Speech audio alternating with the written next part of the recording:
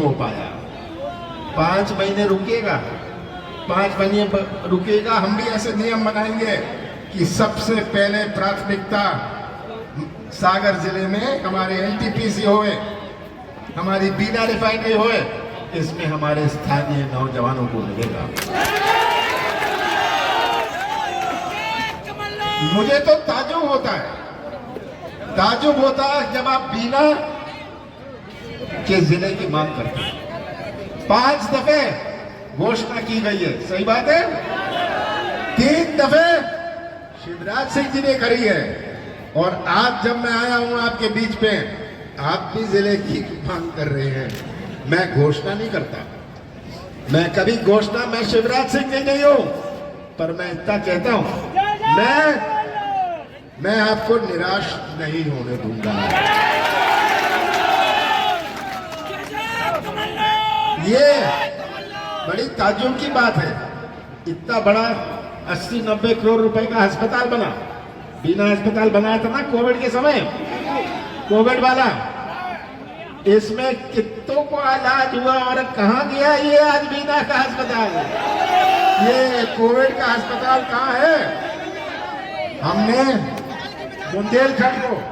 बुंदेलखंड को पैकेज दिया था 8,000 करोड़ रुपए का, 8,000 करोड़ रुपए का। मैं केंद्र में मंत्री था, हमने इसे स्वीकारा था और राज्य सरकार को दिया था। कहां गया ये 8,000 करोड़ रुपए? भ्रष्टाचार में गया। भ्रष्टाचार में ये किसका पैसा खाया? इन्होंने आपका पैसा खाया, जो 8,000 करोड़ रुपए हमने बुंदेलखंड को दिया था। मैं तो आपको, जो आज सच्चाई है, सच्चाई आपके सामने मैं रखना चाहता हूं। ये जब हम पूरी तरफ मध्य प्रदेश का चित्र देखते हैं, अभी लखन गंगोरिया जी कह रहे थे हर वर्ग परेशान है, हमारा भटकता हुआ नौजवान, हमारा दुखी किसान, हमारा छोटा व्यापारी। शिवराज सिंह जी, आपने दिया क्या? आपने दिया क्या शिवराज सिंह जी? मैं आपसे पूछना चाहता हूं। आपने महंगाई दी, आपने बेरोजगारी दी, भ्रष्टाचार दिया, और बताऊं, घर घर में शराब दी, भर्ती घोटाला, माफिया राज दिया, और आज जहां देखो हमारा नौजवान बिना काम के, किसान बिना दाम के। शिवराज जी, आप किस काम के? ये आज सच्चाई आप सबके सामने।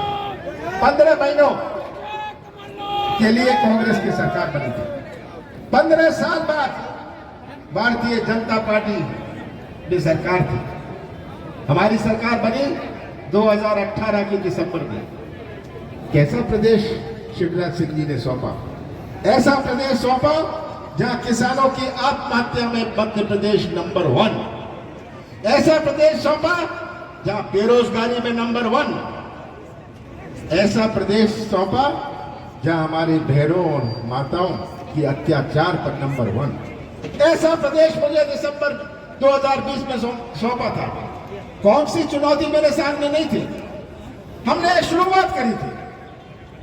15 महीनों में से 2.5 महीने गए लोकसभा चुनाव और आचार संहिता में। 11.5 महीनों में हमने अपनी नीति और नियत का परिचय दिया। हमारी कृषि क्षेत्र में एक नई क्रांति आए, हमारे किसानों को भटकना ना पड़े। ये बीना का बाजार चलता है जब किसानों की जेब में कुछ पैसा होता है। कोई भोपाल या इंदौर से यहाँ बीना के बाजार में नहीं आता। जब किसानों की क्रय शक्ति हो, खरीदने की ताकत हो, तभी ये बीना का बाजार चलता है। कृषि क्षेत्र में एक नई क्रांति आई।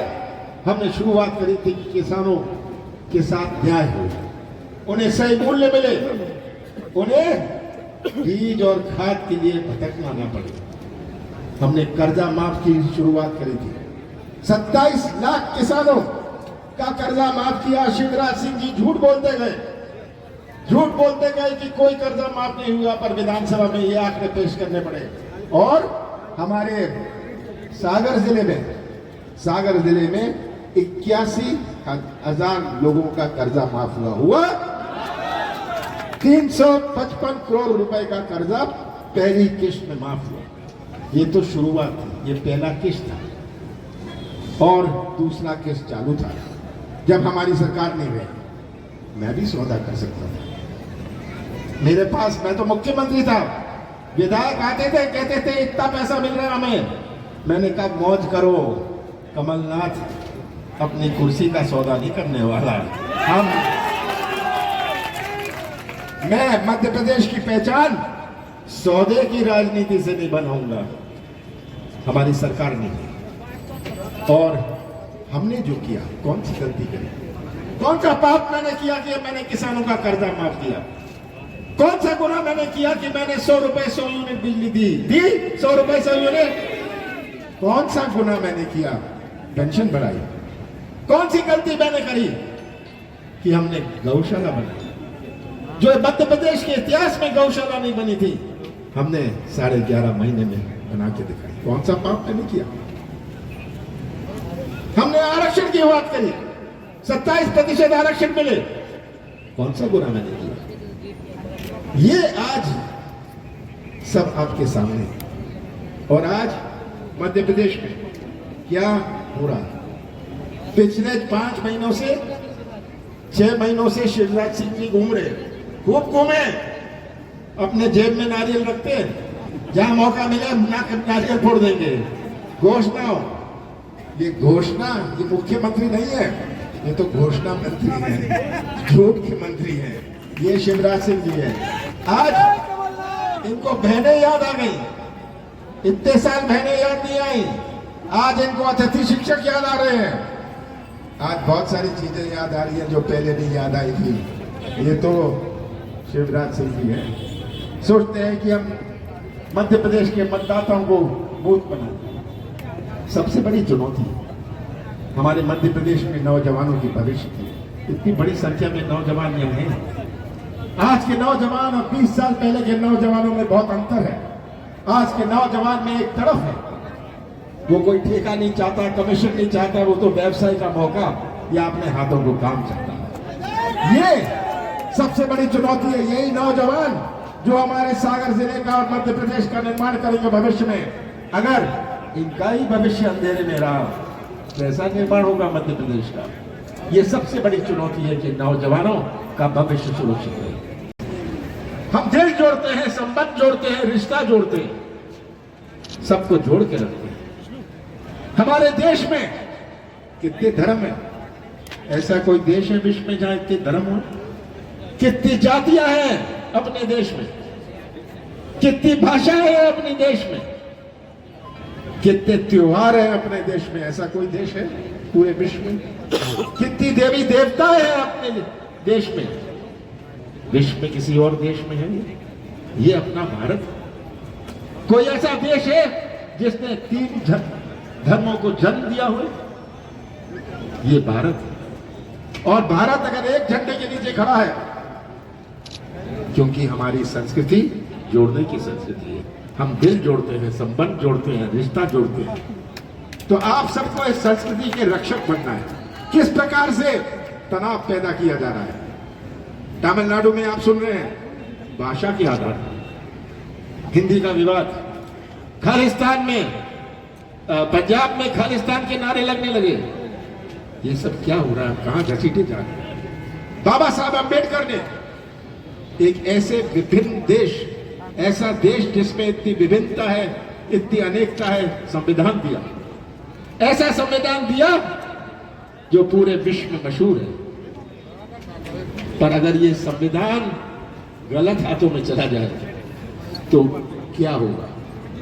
इस चुनाव में आपको तय करना है कि कैसा प्रदेश आप आगे आने वाली पीढ़ियों को सौंपना चाहते हैं।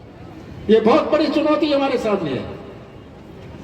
आपको रक्षक बनना है हमारे देश की संस्कृति, आपको रक्षक बनना है हमारे देश के संविधान। ये सब चुनौतियां हमारे सामने हैं।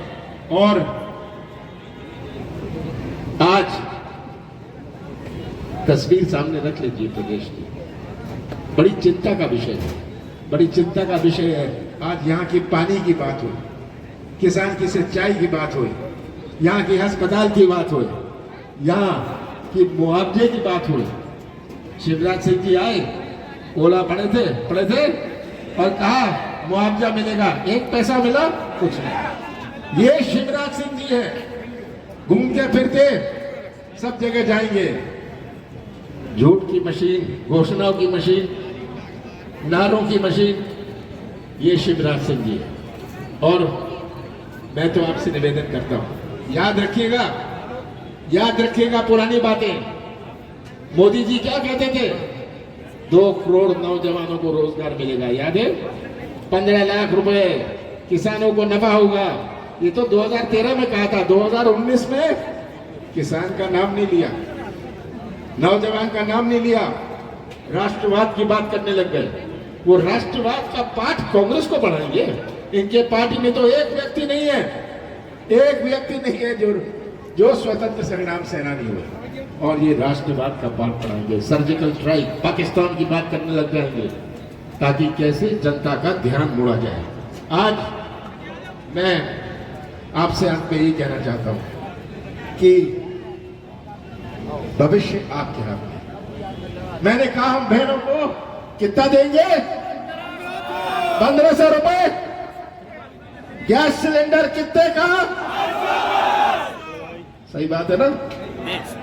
तो मैं आपसे यही कहता चाह रहा हूं, बहुत सारी समस्या है। पुरानी पेंशन की है, हमारे आउटसोर्स वालों की है, हमारी अतिथि शिक्षक की है। ये कहते हैं हम रोजगार देंगे। मैं तो कहता हूं शिवराज सिंह जी, झूठ बोलना बंद करिए।